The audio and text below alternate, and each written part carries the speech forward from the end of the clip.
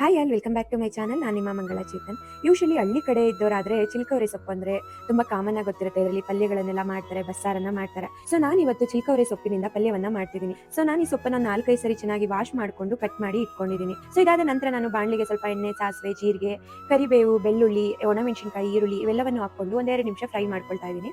So ಈರುಳ್ಳಿ ಹಸಿ smell ಹೋದ ನಂತರ ನಾನು ಇದಕ್ಕೆ ವಾಶ್ ಮಾಡಿ ಕಟ್ ಮಾಡಿ ಇಟ್ಕೊಂಡಿರುವಂತ ಸೊಪ್ಪನ್ನ ಹಾಕೊಳ್ತಾ ಇದ್ದೀನಿ. ಸೊ ಈ ಸೊಪ್ಪು ಯೂಶಲಿ ಲೈಕ್ ದಂಟಿನ ಸೊಪ್ಪು, ಕೆಂಪು ದಂಟಿನ ಸೊಪ್ಪು ಬರುತ್ತಲ್ಲ, ಆ ತರ ಟೇಸ್ಟ್ ಕೊಡುತ್ತೆ ಇದು. ಸೊ ಬೇಯೋದಕ್ಕೆ ಒಂದ್ ಸ್ವಲ್ಪ ಟೈಮ್ ತಗೊಳುತ್ತೆ, ಬಟ್ ನೀರ್ ಹಾಕೋದೇನು ಬೇಡ. ಚೆನ್ನಾಗಿ ಬಾಡಿಸ್ಕೊಂಡು ಲಿಡ್ಡನ್ನ ಕ್ಲೋಸ್ ಮಾಡಿ ಒಂದು 5 ನಿಮಿಷ ಬಿಟ್ರೆ ಸಾಕು. ಸೊ ತುಂಬಾ ಅಂದ್ರೆ ತುಂಬಾ ಚೆನ್ನಾಗಿರುತ್ತೆ. ಸೊ ನಾನಿಲ್ಲಿ ಮೆಣಸಿನಕಾಯಿನ ಯೂಸ್ ಮಾಡಿಲ್ಲ, ಹಾಗಾಗಿ ಅರ್ಧ ಸ್ಪೂನ್ ಅಷ್ಟು ಖಾರದ ಪುಡಿ, 1/4 ಸ್ಪೂನ್ ಅಷ್ಟು ಅರಿಶಿಣದ ಪುಡಿ, ಹಾಗೆ 1/4 ಸ್ಪೂನ್ ಅಷ್ಟು ಜೀರಿಗೆ ಪುಡಿಯನ್ನ ಹಾಕೊಳ್ತಾ ಇದ್ದೀನಿ. ಹಾಗೆ ರುಚಿಗೆ ತಕ್ಕಷ್ಟು ಉಪ್ಪನ್ನ ಫೈನಲ್ ಆಗಿ ಹಾಕೊಳ್ತಾ ಇದ್ದೀನಿ. ಇದಾದ ನಂತರ ನಾನಿಲ್ಲಿ ತೆಂಗಿನಕಾಯಿ ತುರಿಯನ್ನ ಹಾಕೊಳ್ತಿದ್ದೀನಿ. ಇದೆಲ್ಲವನ್ನ ಹಾಕೊಂಡು ಮೀಡಿಯಂ ಫ್ಲೇಮ್ ಅಲ್ಲಿ 1-2 ನಿಮಿಷ ಚೆನ್ನಾಗಿ ಮಿಕ್ಸ್ ಮಾಡಿಬಿಟ್ಟು ಮತ್ತೆ ಲಿಡ್ಡನ್ನ ಕ್ಲೋಸ್ ಮಾಡಿ 1-2 ನಿಮಿಷ ಬಿಟ್ಟು ತೆಗೆದ್ರೆ ಪಲ್ಯ ರೆಡಿ ಆಗಿರುತ್ತೆ. ಸೊ ನೀವು ಬೇಕಿದ್ರೆ ಕೊತ್ತಂಬರಿ ಸೊಪ್ಪನ್ನ ಹಾಕೋಬಹುದು.